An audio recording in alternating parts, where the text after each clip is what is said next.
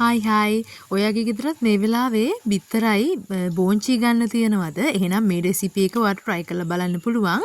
අපිට මේකට ඕන වෙන්නේ ලියාගත්ත බෝංචි ටිකක්. ඊට පස්සේ මම අද බිත්තර දෙකක් අරන් තියෙනවා. ඊට පස්සේ ලොකු ලුණු ලියාගෙන අරන් තියෙනවා. ඉඟුරු සුදු ලුණු වංගෙඩි දාලා කොටලා අරගෙන තියෙනවා. ඊට පස්සේ ඉදිච්ච මිරිස් ටිකක් අරගෙන තියෙනවා කපලා. හරිද? මුලින්ම බිත්තර දෙක අරගෙන ඒකට අපි ලුණු කෑලි මිරිස් ඊට පස්සේ මම එකතු කරලා තිනවා කහ ටිකක් මේ ටික කලවම් කරලා මේක හොඳට මිශ්‍ර කරගන්න ඕනේ. හරිද? මෙන්න මේ විදිහට ඔයාලට දැන් පේනවනේ. එතකොට මේකට ඔයාලා කැමති විදිහට මේ මං දාපු ಜಾති අඩු වැඩි කරන්න රස අණු එකතු කරගන්න පුළුවන්. හරිද? මේකට ගම්බිරිසේමත් ඔයාලට කැමති නම් එකතු කරගන්න පුළුවන්. ඊට පස්සේ තාච්චියක් ලිපේ තියලා ඒකට අපි පොල් තෙල් ටිකක් දාගන්නවා. ඒ තෙල් ටික දාගෙන ඒක හොඳට රත් වුණාට පස්සේ අපි ඒකට දාගන්නවා අපි අර හදාගත්ත බිත්තර ටික. හරිද? මෙන්න මේ විදිහට අපි දැන් බිත්තරේ බෙද ගන්නයි යන්නේ. හරිද? බිත්තරේ අපි බෙද ගන්නෝ ටිකක් අර මේ ලොකුවට කෑලි හිටින විදිහට. හරිද?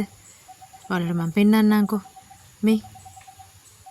මෙන්න මේ විදිහට තමයි බිත්තරේ බෙද ගන්න ඕනේ ටිකක් මෙන්න වගේ ලොකු කෑලි එන විදිහට. හරිද? ඊට පස්සේ අපි මේක වෙනම භාජනයකට අයින් කළා. ආපහු අපි භාජනයක් අරගෙන ඒකට අපි දාගන්නවා තෙල් ටිකක්. හරිද? තෙල් ටික රත් වුණාට පස්සේ අපි මේකට අර අපි කලින් හදාගත්ත ඉඟුරු සුදු ලුණු තියෙන්නේ. අන්න ඒ ටික දාන්න ඕනේ තෙම්පරාදු වෙන්න. මෙන්න මේ විදිහට. මේක ටිකක් වෙලා හොඳට තෙම්පරාදු වුණාට පස්සේ අපි මේකට එකතු කරනවා අර ලියාගත්ත ලොකු ලුණු.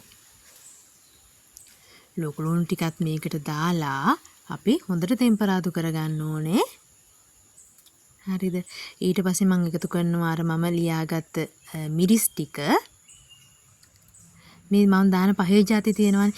ඔයාට කැමති නම් මේවා අඩු වැඩි කරන්න පුළුවන්. මේකට රම්පේ කරපිංච තියෙනවනේ ඒවා එකතු කරන්න පුළුවන්. මේක ඔයාගේ කැමැත්තට හදාගන්න පුළුවන්. හරිද? ඊට පස්සේ අපි අන්තිමට මේකට අර ලියාගත්ත බෝංචි ටික එකතු කරනවා. හරිද? ඊට පස්සේ හොඳට මේක කලවම් කරනවා. බෝංචි ටික ඉතින් ටිකක් වෙලා තැම්බෙනකන් අපි මේක මේ ටෙම්පරාදු කරගන්න ඕනේ. හරිද? මේක හදන්න හරිම ලේසියි. ගෙදර තියෙන ಜಾති දාලා මේ ප්‍රධානම දේ බෝංචි විතරයිනේ. ඒ දෙක තියෙනම් අනිත් පහේ ඔයාට කැමති විදිහට එකතු කරලා මේක හදා ගන්න පුළුවන්.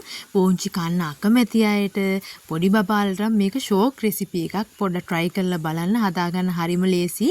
මෙන්න මේ විදිහට බෝංචි ටික ටෙම්පරාදු වුණාට පස්සේ අපි මේකට අර කලින් අර බැදලා අරන් තියාගත්ත බිත්තර ටික එකතු කරනවා. හරිද? ඒ ටිකත් එකතු කරලා මේක හොඳට කලවම් කරගන්නවා. මේකට ලුණු එහෙම වාට මදි වගේ කියලා හිතෙනවා නම් තව චුට්ටක් එකතු කරගන්න.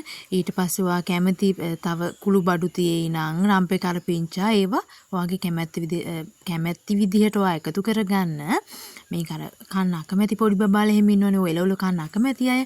අන්න එයාලට නම් මේක නියම රෙසිපි එක. හරිද? ඉතින් try කරලා බලන්න. මේක හරිම ලේසියෙන් හරිම ඉක්මනින් හදාගන්න පුළුවන්. හරිද? මේකේ අඩුපාඩු තියෙනම් මට කමෙන්ට් එකක් දාගෙන යන්න. ඉතින් අද වීඩියෝ එකත් එක්ක එකතු වුණාට ඔයාලට ගොඩාක් ස්තුතියි. තවත් දවසක මේ වගේ රස කෑමක් ඉක්මනින් හදාගන්න පුළුවන් කෑමක් අරගෙන එන්නම්. ගිහින් එන්නම්. සුබ දවසක් ඔයාට.